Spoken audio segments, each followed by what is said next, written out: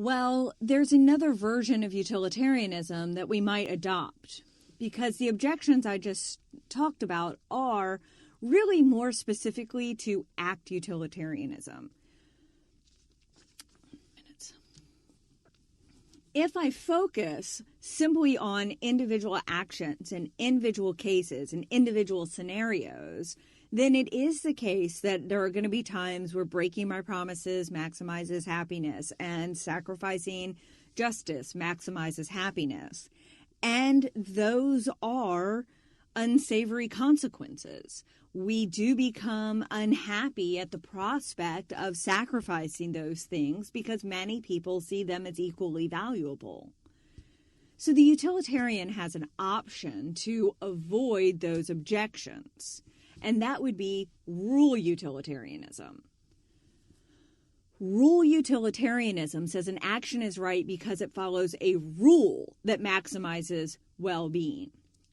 Okay, so rule utilitarianism focuses on the notion that there are going to be these rules that are going to maximize well-being for the entire society. Okay, so when we go to make rules, we have to look at what's going to maximize well-being, what rules, okay? So a good rule is one that maximizes well-being. Okay, we'll consider our previous objections. Is it a good rule to make to say it's permissible to break promises? No. Society's not going to be in good shape if it's permissible to break promises.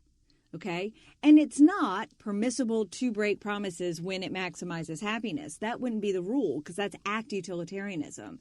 It would be a rule of breaking promises. Or consider, would it be a good rule, would it maximize the well-being of society to make a rule that we can lock up innocent people? No, that's just not at all going to be the case, right? Oh, well, if it can stop violence, it's okay to lock up innocent people.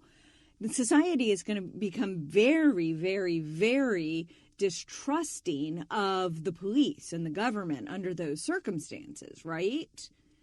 We're not going to want to make a rule that it's okay to violate individuals' rights. That's not going to maximize well-being for society.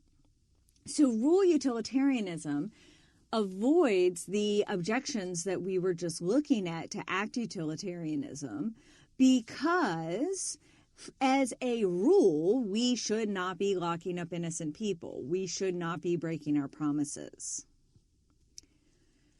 The one thing about rule utilitarianism is that it is a form of absolutism. Okay? Rule utilitarianism is moral absolutism. If it's a good rule to not break promises, then I can never break promises. I ought not to ever break promises. And if I break a promise, then I'm morally wrong. But remember the car crash where I can help save people. You know, so I'm morally wrong to stop and save people because I'm breaking a promise? That doesn't seem quite right, you know? So the objection that even act utilitarians have to rule utilitarianism is to this notion of absolutism.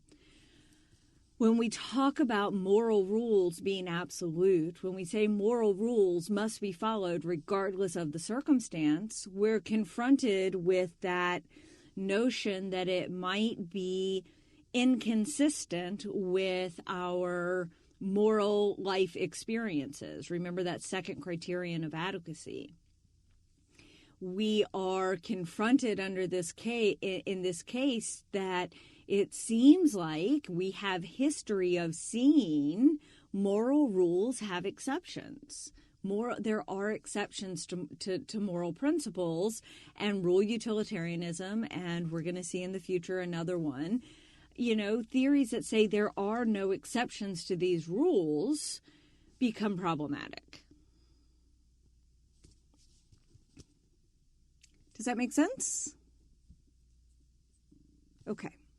Well, as always, if you didn't understand something in this module, please rewind and re-listen.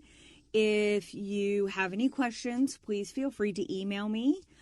Just please be certain to sign your email, as I'm not going to respond to it otherwise. All right, have a great week.